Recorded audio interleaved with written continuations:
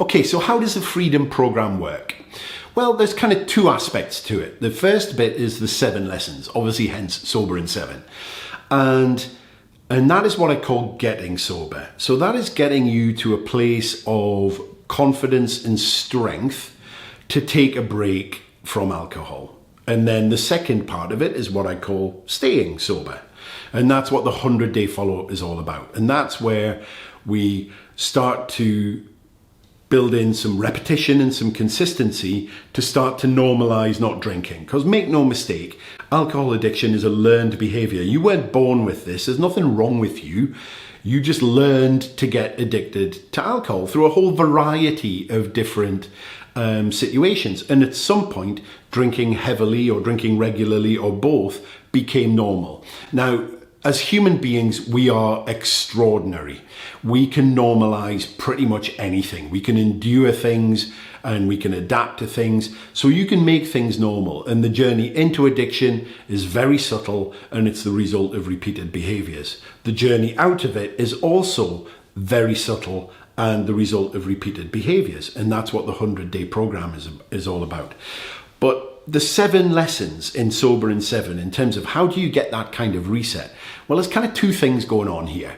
One is we have a look at your emotional relationship with alcohol. And you will have an emotional relationship with alcohol.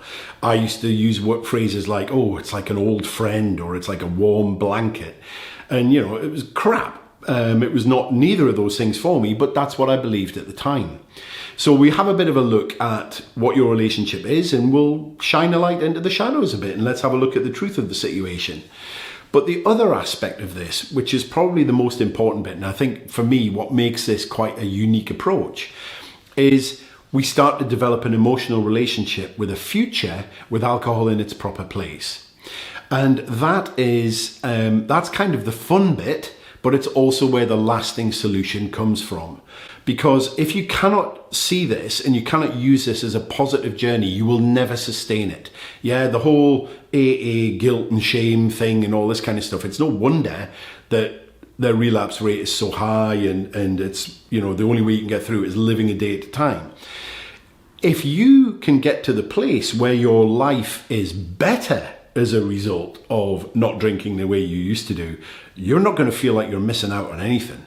And you're not going to want to go back to where it was, to where you were. So this whole thing around getting sober is that emotional reset. And this is all about your feelings. It's not about your thinking.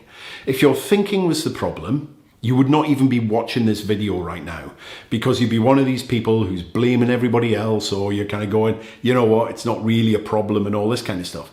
But if you're watching this, I'm willing to bet that you've probably got this kind of feeling that, you know what, this ain't right. And I don't want to do this anymore. But you've got this emotional compulsion, which is making you continue. I consider myself a pretty strong-willed individual. I've ridden the Tour de France, for goodness sake. And I would go into the supermarket to go and buy dinner for the family on my way home from work. And I would say to myself, right, I'm not drinking tonight. I'm going to have a night off. And then I'd go buy the food and things like that. But then 20 minutes later, I'd be pushing the trolley back to the car with 2 bottles of wine and a bottle of gin in it, going, what is going on here? I'm not in control of this situation. And that terrified me, and I hated myself for it. So getting that kind of emotional reset where you kind of go, okay, I am ready to take a break, and I'm feeling good about that, then the 100-day program is where we start to build in that repetition and that consistency. And this is where you start to rewire your head.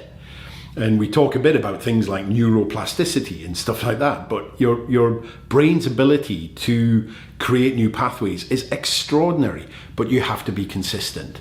Yeah, and this is why moderation doesn't work, because, I have seen literally 40,000 people's journeys on this through my social media groups and through people who've been through the program as well. And I have yet to meet the person who has gone from this is a problem to this is not a problem via moderation. It just doesn't work, because you don't get that chance to actually change some of the associations. It's a bit like if you join a gym to get fit and lose some weight, if you just go and sit in the jacuzzi, you're not going to get a six-pack. You've got to go and lift weights and do the work.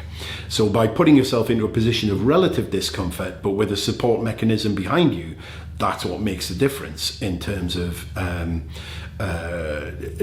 getting a lasting solution. And then when you've taken a break, then you're in a position to kind of go, okay, where do I and where don't I want this stuff in my life anymore? Full disclosure, I would love it if you went, nah, I'm done with it and I don't want to do it again, but it's absolutely not my job to tell you how to live your life. You would quite rightly turn around and stick two fingers up at me, and that's okay. So as you go through that process, you will start to kind of learn a lot about yourself, what was maybe easier than you thought, and also what was more difficult than you thought. And if I talk from a personal standpoint, I know that there'd be certain circumstances I would have no problem having a drink, maybe a glass of wine with a meal in a restaurant or something like that. I tend not to do that because I actually don't like alcohol anymore, which is really interesting considering the amount that I used to drink. But actually, I also know that there are some red lines I will not cross. And I know I will never, ever drink alone again. And I will never, ever drink in the house again, because that's what got me into this mess. And I'm very clear on what the path back to that place looks like. And so the kindest thing I can do is just not to take the first step back down that road. That is not failure, it's self-awareness. In the same way that I know that if I stop exercising and I sit on the sofa and eat pizza all the time, I will become the size of a house, because I know and I've been there before.